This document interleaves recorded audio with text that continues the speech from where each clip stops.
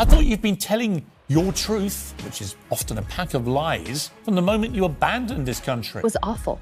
It was terrible. It was horrible. Everybody who works for her quits. Everybody says she's a bully. She can't do anything else. She wasn't a great actress. She was crappy royal. She's obsessed with her own ego. Sympathy. Playing the victim. Oh, God, you wouldn't know the truth if it hit you around the back. Taking a break from taking a break. Meghan Markle is back. No, the world's biggest victims right now are the Duke and Duchess of Netflix. And don't take my word for it. They won't let me call myself Her Royal Highness anymore. This gruesome twosome only survived by cashing in on what's left of their royal stuff. She's drunk on her own ego.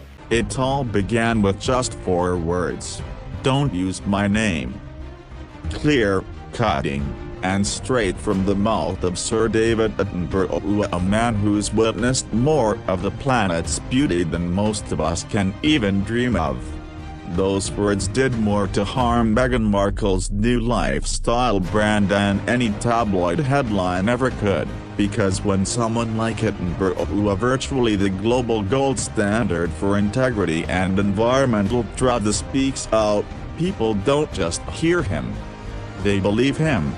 Meghan had been surfing the celebrity influence wave for years, from her Netflix partnerships to her ongoing speeches about empowerment and mindfulness. Her brand has always thrived on proximity to prestige, whether it's aligning with Oprah, invoking Princess Diana, or casually referencing the Obamas. The formula was obvious. Surround yourself with icons and let their shine reflect onto you.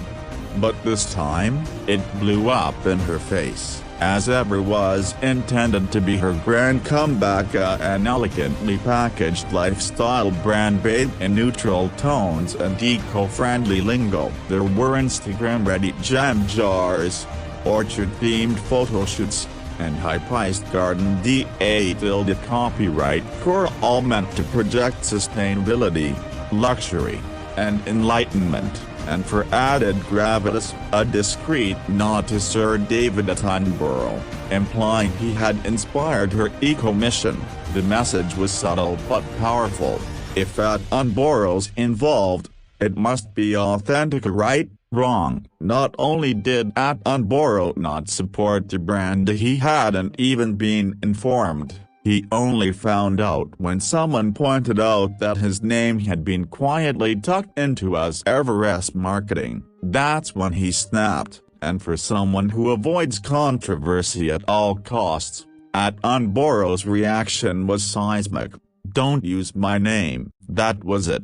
4 words, and instantly, the illusion cracked. The backlash was swift. Social media exploded with disbelief, laughter, and memes. People started sharing clips of Attenborough's documentaries with captions like, "He saved the planet, not your jam," on platforms like X and TikTok. # Use My Name began trending. Meghan's PR machina, usually quick to deliver heartfelt statements and poetic explanations, went completely silent. No press release, no filtered Instagram apology, nothing. And that silence, it was louder than anything they could have posted. Because here's the truth. When your entire brand leans on credibility you've borrowed, a single rejection can topple it. And this wasn't just any rejection, it was Sir David Attenborough. This is a man who's walked with royalty, explored untouched parts of the earth, and spent decades teaching the world about environmental responsibility. He's not a marketing prop, he's not a trend, he's not someone you casually slot into a mood board to sell premium jam jars. He's the real deal, and a twist. Meghan's brand was supposed to embody everything this moment exposed: mindfulness, authenticity, purpose. But beneath the soft lighting and recycled packaging, critics began to see it clearly as celebrity greenwashing dressed up as virtue, a performance of authenticity without the substance to support it. And when Attenborough drew the line, the entire illusion began to unravel. Supporters, collaborators, and even influencers who had been sent as ever gift boxes fell quiet. the sparkle dulled. And the real blow? It wasn't just the brand that took the heat up, it was Meghan's access. Because if there's one unspoken rule in celebrity circles, it's this: no one wants to stand next to someone a legend just rejected, especially not over jam. But it wasn't just the public rebuke that hurt up, it was the ripple effect. Meghan's whole branding strategy relied on association. Drop the right names, wear the right causes, and let the audience make the connections. But now, with Attenborough, a globally trusted figure drawing a line, people began digging deeper, and what they found, a broken bar, wasn't pretty. Look at the product launch. It was introduced like the next group of visually lush, overflowing with soft focus gardens, staged orchards, and Pinterest-perfect lifestyle imagery labeled wholesome rich girl vibes. But behind the dreamy filters and vague eco-slogans, glaring problems emerged. Products were hard to find or unavailable. The site teased jam drops that sold out before most visitors could load the page, and the brand's environmental claims, more flair than fact. Critics didn't have to try hard. Packaging labeled as recyclable wasn't. Some ingredients weren't locally sourced despite claims to the contrary. Even the mission statement leaned heavily on feel-good language, but offered zero real data or accountability. And yet, Meghan stood firm and quiet, but unwavering, until Attenborough's name got pulled into the mess. That's when the narrative shifted. It was no longer just a flashy, overhyped celebenteria, it was something worse. Supporters, especially from Hollywood, began stepping back.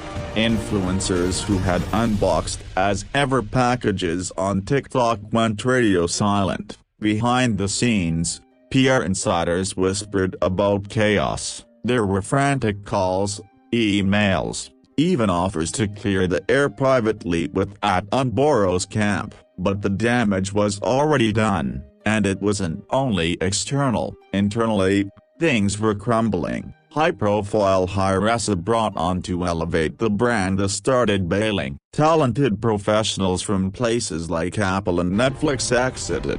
4 major staff members resigned within weeks. Even People magazine, a long-standing ally of Meghan's, started reporting on the turmoil. That's when you knew this wasn't just another PR hiccup, it was a full-blown credibility crisis. Then came more silence. No Instagram live, no poetic reflection post, no video on being misunderstood.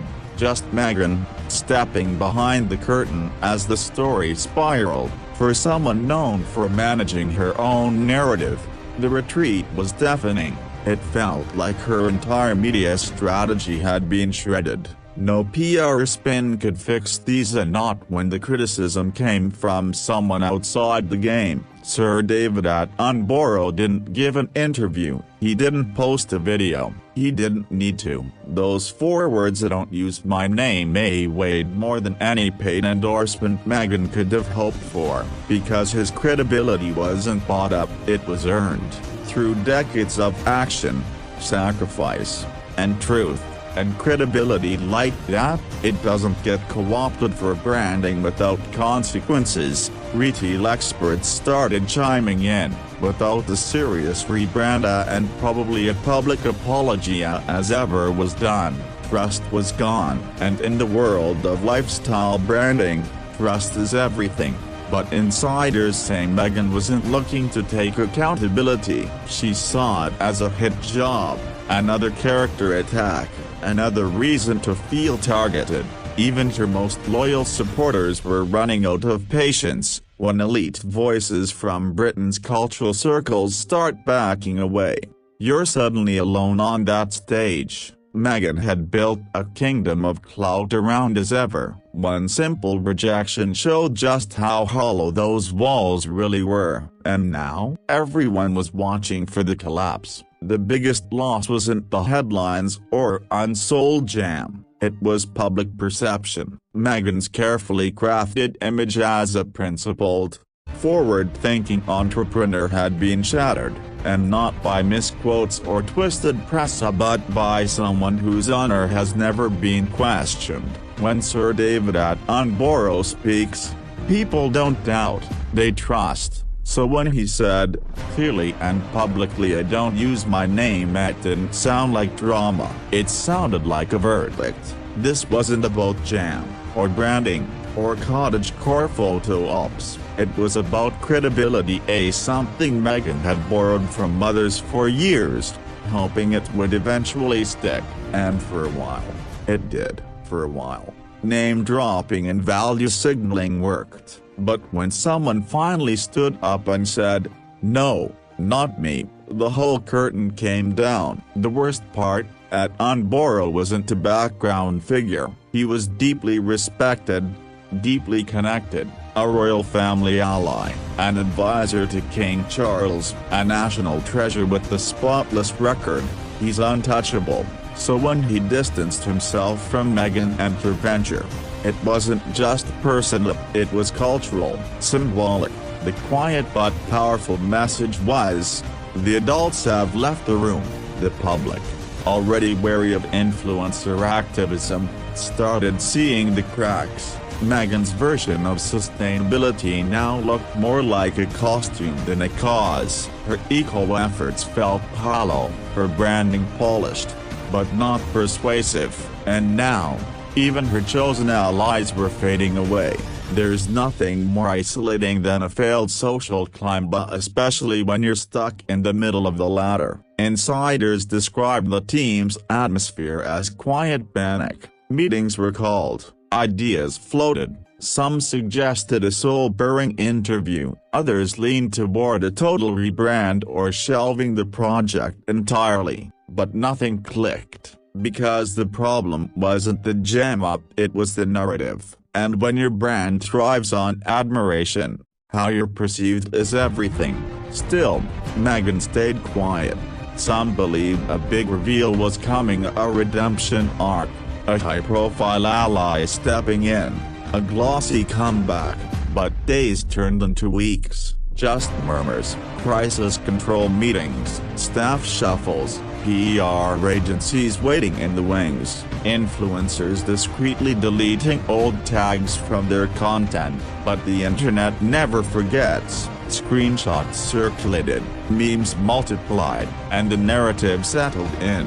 Meghan Markle had tried to leverage Sir David Attenborough's name to sell jam, and he shut her down with 4 words. That punchline became the punch, even after the news cycle moved on. The damage didn't fade, as ever became a textbook example of what not to do when launching a brand, a warning about the risks of clout chasing and the mistake of confusing name-dropping for consent. Meghan had envisioned herself as a visionary. Instead, she became a case study in caution. Her team never released a statement, no explanation, no apology, just the same curated silence once used to show control and now a desperate attempt to contain the fallout. But it didn't work, because once the mask slips, you don't get to choose what people see, and what they saw, someone trying to sell authenticity, a broken bar without actually earning it, that's a hard image to recover from.